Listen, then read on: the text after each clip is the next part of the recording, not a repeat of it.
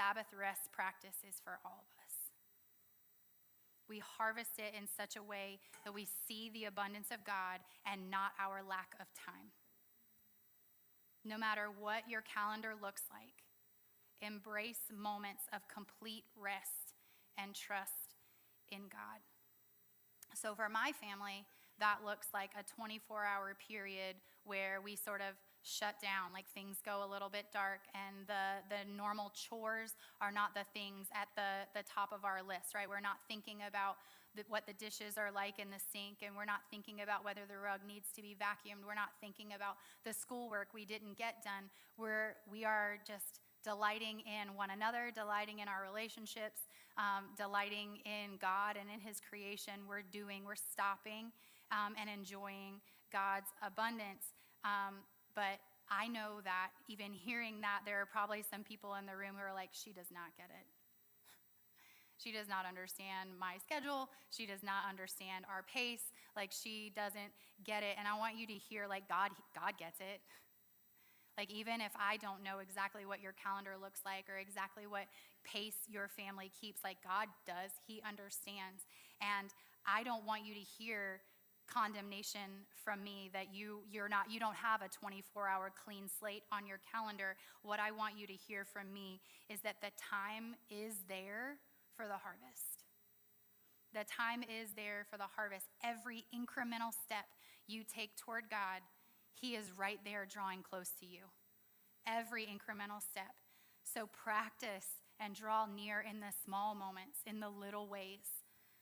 And that is what he asks of us in so many things, right? In scripture reading, in prayer, in worship, in scripture memorization, in following his ways, in surrendering addictions, in all of these things, he asks us to start small, and he will grow us, right? That we will continue to hunger for him.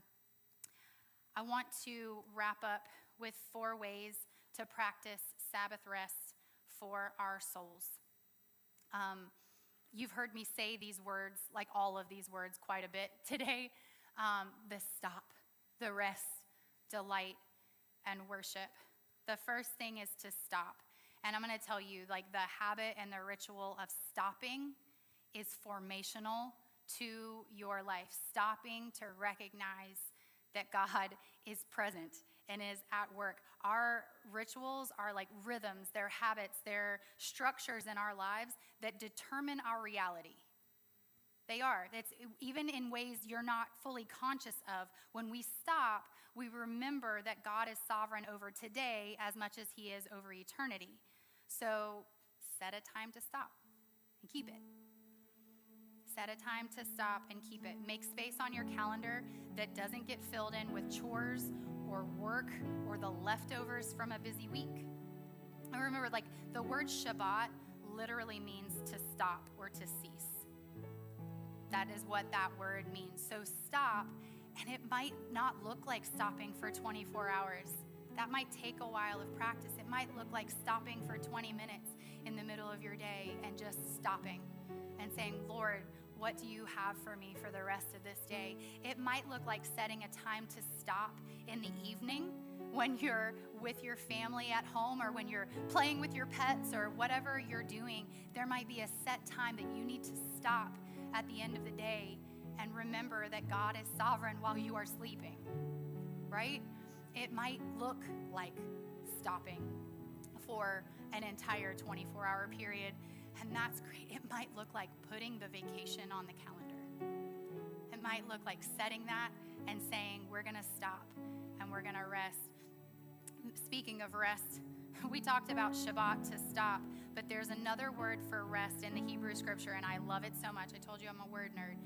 Particularly when God instructs the Sabbath in the 10 Commandments in Deuteronomy 5, why he's giving them, he's telling the Israelites why he gave the Sabbath and why they're to rest. And it's this word nuach. You like that? Nuach. And it means to rest, but more than just stopping, nuach means to settle in and to remain.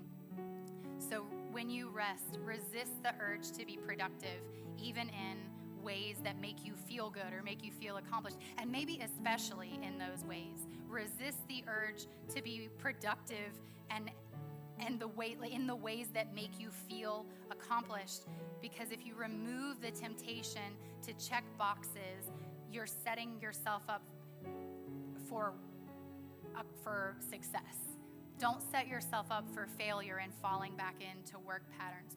Nuach with God. Delight, I know I use that word a lot. I will continue to use that word a lot because it is delightful. Delight, Sabbath rest is not a burden. It's a release of burden.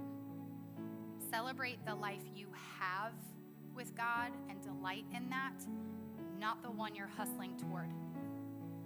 The life you have right now. When you stop and you rest and you delight in what is right now, the intimacy of your relationship with God grows, and it is a beautiful thing, and it becomes easier and easier to delight in the right now and not what you're hustling toward. And finally, worship. Maybe for you, Sabbath is on Sunday, and so your natural rhythm of worship is built right in to what you do with other believers on a Sunday. For my family, Sabbath looks different, and we do something that looks more like a Jewish Shabbat, a Friday night sunset to a Saturday night sunset. But we have to practice, because it's not already built in with us on a Sunday, we have to practice a heart inclined toward worship. Something in our days that we have to practice, and we have